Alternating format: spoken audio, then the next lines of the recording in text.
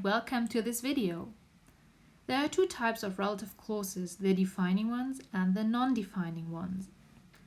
In "The girl who wears the green shirt is my sister," you can find a defining relative clause. It is who wears the green shirt. Imagine there are two girls. One is wearing a green shirt and one is wearing a yellowish one. And then you say the sentence, "The girl is my sister." Then nobody has any clue who your sister really is. So you need the relative clause in order to tell the other people who of the two girls is your sister. So who wears the green shirt provides really important information. So we can summarize that defining relative clauses tell you which person or thing, or what kind of person or thing, the speaker is talking about. Moreover, we don't use comma with these clauses. That's an obvious difference to the German language. And defining relative clauses provide necessary information for the understanding of the main clause. So let's compare the defining relative clauses to the non-defining relative clauses. Here is an example. Yesterday I met Justin Hartley, who plays one of the main roles in the TV series This Is Us. In the second part of the sentence you can find the non-defining relative clause. Who plays one of the main roles in the TV series This Is Us? So we get some extra information about Justin Hartley. We already know that he's being talked about.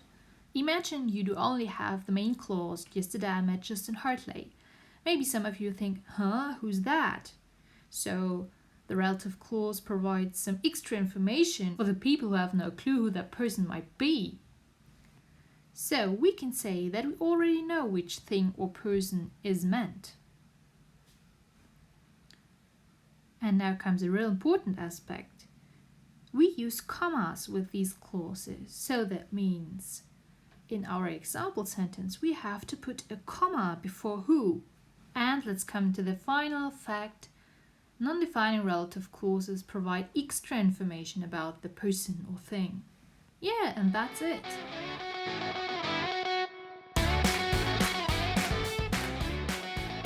Now you have the chance to test yourself, so it's time to press the pause button and to have a look at these sentences.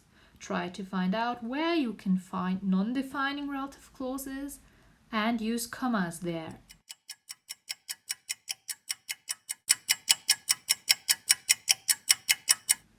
Let's come to the solutions.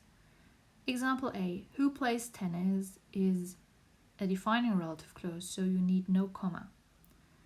Example B, which we found is also a defining relative clause, because if Thomas just says, "Have a look at the crazy rocks," then the asking person might think something like, "Which rocks?"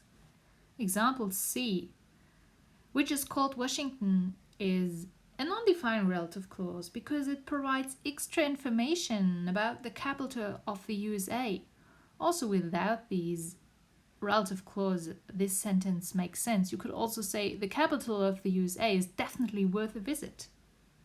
Consequently, you have to use two commas here. Example D includes a non-defining relative clause as well. It's which has 45 rooms, which provides extra information about the Plaza Hotel. Even without this extra information, you can have a sentence that makes much sense. So you can also say, "We slept in the Plaza Hotel close to the tube station," and the sentence is perfectly fine.